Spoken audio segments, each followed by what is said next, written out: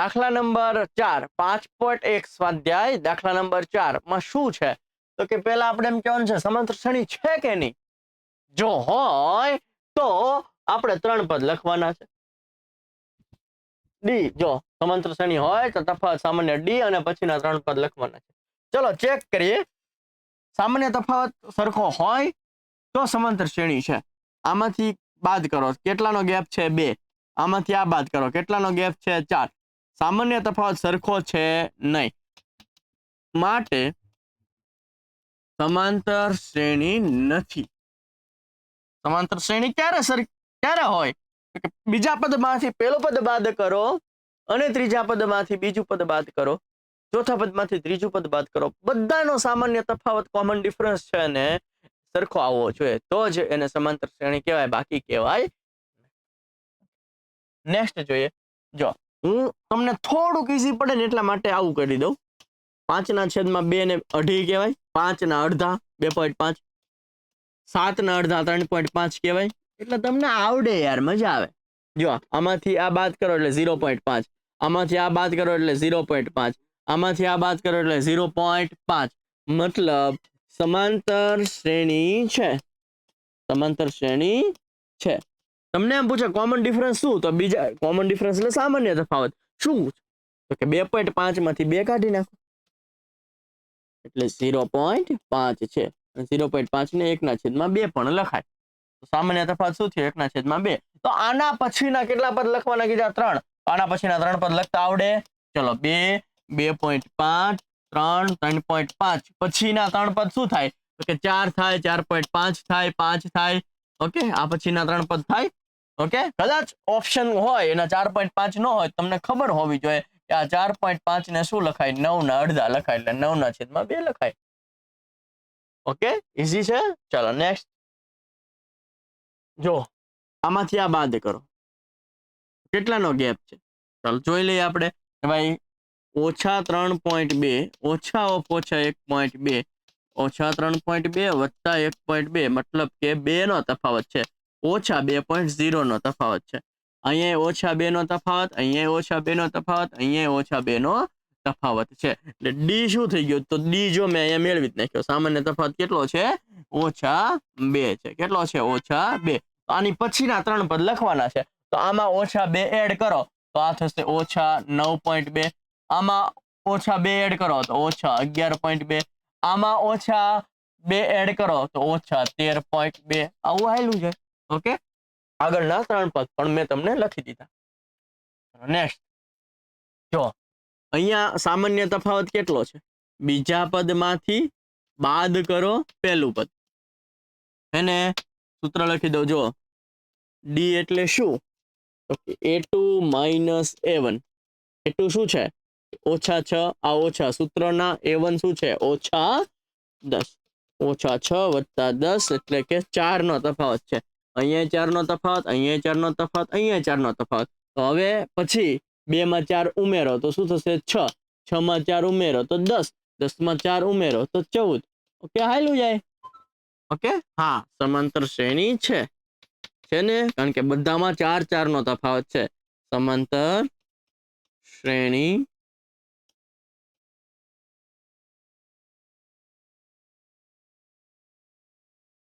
છે નેક્સ્ટ અહીંયા જો બહુ ઈઝી છે જો સામાન્ય તફાવત મેળવું પહેલા a2 - a1 a2 શું છે કે 3 વત્તા વર્ગમૂળમાં 2 ઓછા a1 શું છે 3 વત્તા 3 ઓછા 3 ગયા 3 માં 3 જાય 0 સામાન્ય તફાવત વર્ગમૂળમાં 2 નો છે આમાં પણ વર્ગમૂળમાં 2 નો આમાં પણ વર્ગમૂળમાં 2 નો આમાંથી આ બાદ કરશો ને તોય વર્ગમૂળમાં 2 જ આવશે આમાંથી આ બાદ કરશો ને તોય વર્ગમૂળમાં 2 જ આવશે એટલે બધાનો સામાન્ય તફાવત સરખો છે માટે સમાંતર શ્રેણી છે ઓકે 3 વત્તા 3 વર્ગમૂળમાં 2 ની પછી શું આવે તો કે 3 વત્તા 4 વર્ગમૂળમાં 2 આવે પછી શું આવે તો કે 3 વત્તા 5 વર્ગમૂળમાં 2 આવે પછી શું આવે તો કે 3 વત્તા 6 વર્ગમૂળમાં 2 આવે આવું આયલું છે 3 પદ લખવાના કીધા ને લખી દીધા નેક્સ્ટ જો તો આમાંથી આ બાદ કરો બરોબર છે તો 0.20 નો ગેપ થાય આમાંથી આ બાદ કરો 0.200 નો ગેપ થાય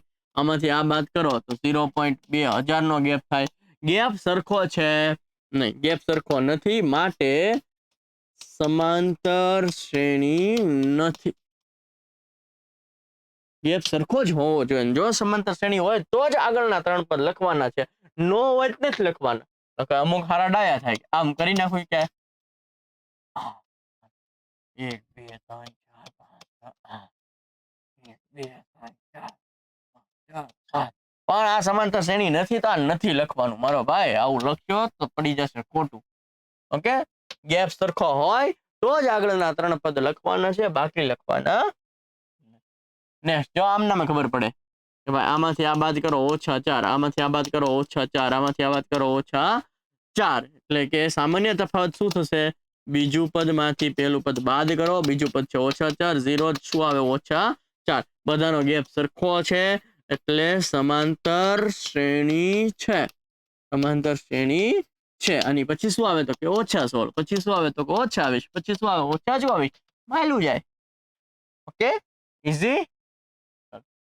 આમાંથી આ બાદ કરો 0, આમાંથી આ બાદ કરો 0, આમાંથી આ બાદ કરો 0. આની પછી શું આવે? -1/2 જ આવે. એના પછી -1/2 જ આવે. આના પછી -1/2 જ આવે. સામાન્ય તફાવત શું થાય કે બીજા પદમાંથી બાદ કરો પહેલું પદ, બીજા પદમાંથી ઓછે વત્તા, સરખામાંથી સરખું જાય તો 0. હા, સમાંતર શ્રેણી છે. સમાંતર શ્રેણી છે. ગેપ કેટલાનો છે? 0 નો છે. તો એના પછીના 3 પદ પણ કેવા આવશે? એવા ને એવા જ આવવાના છે.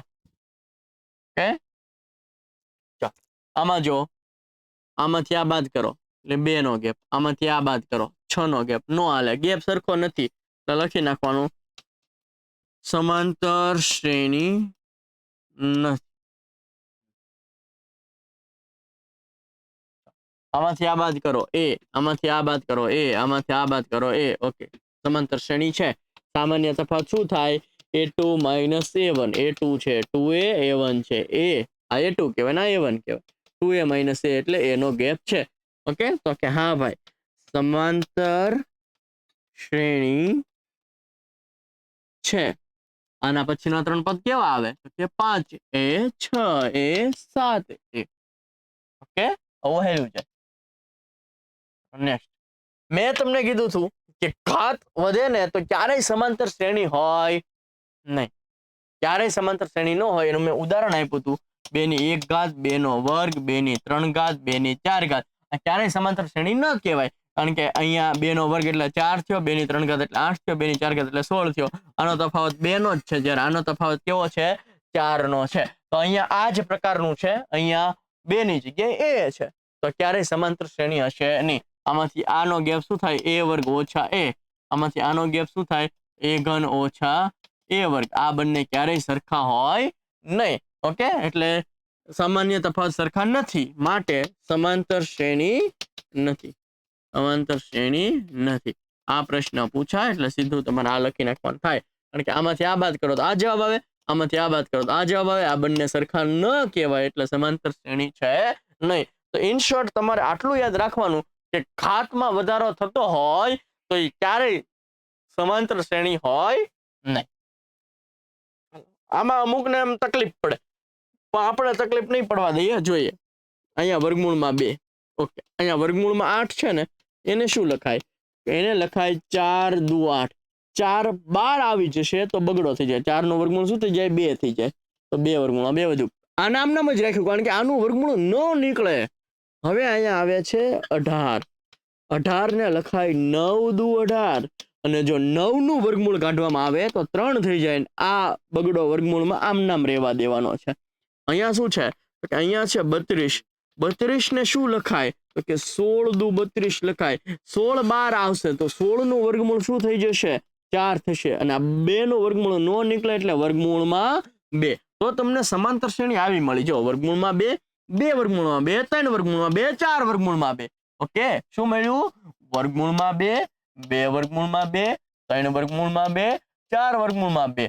સામાન્ય તફાવત શું મળે તો કે બીજા પદમાંથી પહેલું પદ બાદ કરો, બીજું પદ આ રહ્યું 2 વર્ગમૂળમાં 2, એનાથી પહેલું પદ બાદ કરો વર્ગમૂળમાં 2, એટલે આગળ કઈ નહોતું 1.